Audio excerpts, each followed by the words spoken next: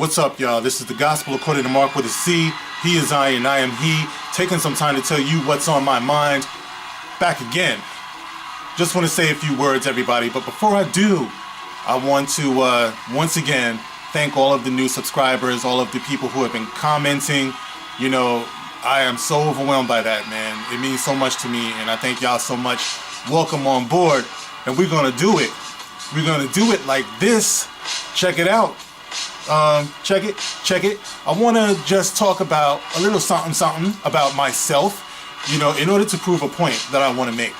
And this is probably inspired by a story that I just saw this morning, where apparently there are some young black kids in Britain.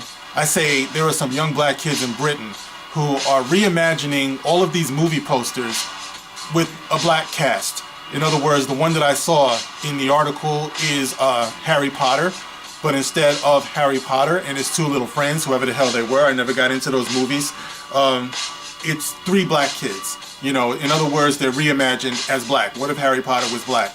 And I think on a previous video, I already talked about how I feel about this, y'all. I told you I cannot stand that shit. I hate it. I hate white characters in blackface. You know, I feel like as long as we have people who are creative, we have people with an imagination, you can come up with new characters. It's like, why are we always trying to reimagine new characters under the heading or the excuse of trying to be inclusive? And you know what I was thinking?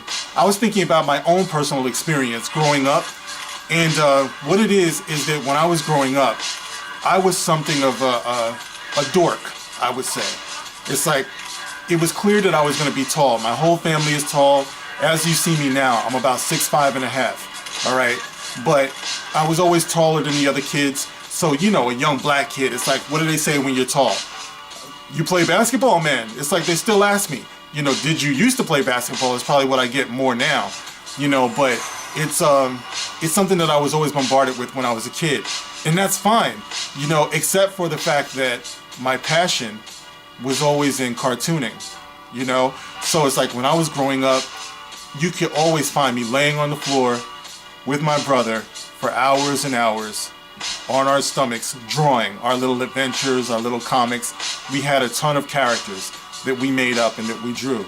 But the only thing about it is that the people around us always used to make fun of us. They always used to be like, oh man, you should be out playing ball. You should be playing ball somewhere. What the fuck are you doing drawing? You know, drawing cartoons, you know, they're laughing, they're having fun, you know, making fun of us, you know, that we were drawing and everything. And we were so discouraged, you know, and, you know, man, I don't want to get too personal, but I think I spoke on camera before about how one of my father's modes of punishment for us was taking our comics, you know, and he was young, you know, my parents had us when they were young and everything. So it's like, you know, if I were in his place, I'm sure I would have made mistakes too. And I say that because I've since forgiven him. I love my father very much and I admire him very much. But what he did was very hurtful, you know, and the world around us was very hurtful in terms of what a black boy should be doing. You know, what young black boys should be doing. It goes against the narrative to be a cartoonist. You know, how many black kids do you know say, I want to be a cartoonist. I love Charles M. Schultz. I love Peanuts, you know? And of course, when I started collecting comics, I talked about this before. It was over. I think the first comic I got, it was the Fantastic Four. And when I saw the drawings of Jack Kirby, and when I picked up Spider-Man and saw the drawings of Steve Ditko, and also at that time I was picking up old Gold Key reprints of the old Star Trek comic from the 60s. So our imaginations were on overtime, and that's what we wanted to do, man. We used to fall asleep telling stories of places far away, you know what I mean? So of course, you know, when Star Wars came along, that was us, man, all over. You know, all of the, adventures and, you know, all of the mystery. We love that, man. Hold on. You know, so we did that, and that's what we were into, but unfortunately we were not encouraged the way we should have been. So I say all this to say this, you know, for all of these kids out here today, you know, who are bitching about, you know, being included and, you know, what would these characters look like if they were black, Well, we have to do a better job in our community of encouraging our kids to be who they want to be. Like, don't be so discouraging. It's like we could have doctors, we could have astrophysicists, we could have all types of stuff. Hold on a second, guys.